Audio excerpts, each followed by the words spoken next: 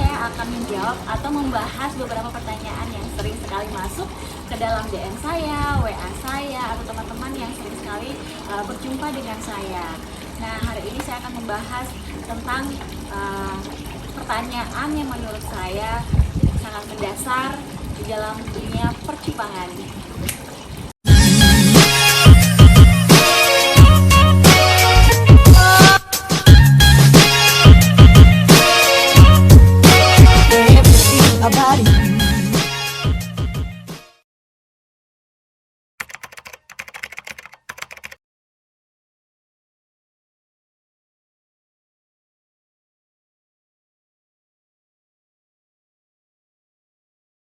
Nah, teman-teman, banyak sekali pertanyaan yang sering masuk ke saya itu, Kak, kenapa sih cupang di kakak itu ngedok?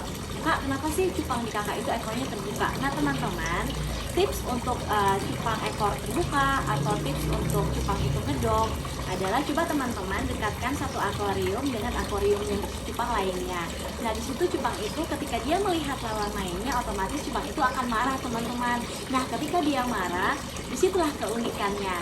Maka ekornya akan terbuka atau cupangnya akan lebih semangat untuk ngedok lagi, atau bisa juga teman-teman akalin untuk memakai cermin di dekat akuariumnya. Tapi jangan terlalu lama ya teman-teman. Kalau saya pribadi dalam sehari biasanya 10-15 menit saja ya teman-teman. Nah, seperti manusia itu kan juga butuh istirahat, butuh olahraga. Nah, seperti dengan cupang, kalau cupang itu dia terlalu beraktivitas, maka cupang itu akan capek. Nah, ketika dia capek, dia akan lemas deh teman-teman. Kita akan mencoba teman-teman.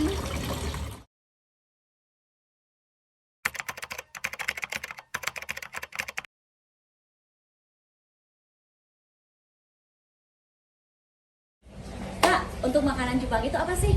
Nah, teman-teman, sebenarnya untuk makanan cupang itu ada banyak, tapi yang paling alami itu ada beberapa. Yang pertama adalah kutu air, yang kedua adalah jungkit nyamuk. Tapi kan banyak teman-teman yang bilang ke saya, Kak, untuk mendapatkan kedua jenis makanan itu sangat sulit di tempat saya.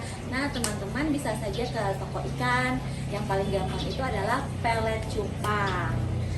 Untuk pemberian makanan cupang setiap harinya, kalau saya pribadi biasanya saya memberikan sekali dalam sehari.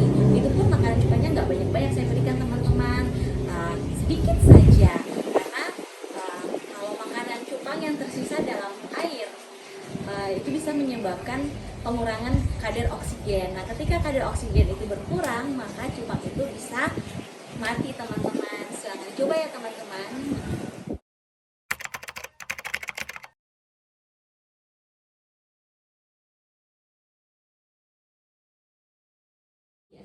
Pertanyaan berikutnya, kakak bisa tidak cupang-cupang itu digabungkan dalam satu akuarium saja? Nah, menurut saya teman-teman jangan lakukan hal seperti itu. Karena kalau cupang-cupang itu digabungkan dalam satu akuarium saja, maka mereka akan berkelahi. Nah, akibat dari perkelahian cupang, maka bisa terjadi kerusakan pada ekor cupang, atau luka-luka pada cupang, atau yang paling fatal adalah kematian terjadi pada cupang. Nah, untuk pemilihan akuariumnya sendiri, kakak-kakak bisa menyesuaikan dari ukuran cupangnya agar tidak mengganggu aktivitas atau pergerakan dari cupang tersebut. Tanda kalau cupang itu senang dalam akuarium atau airnya, maka cupang akan mengeluarkan buih-buih pada airnya.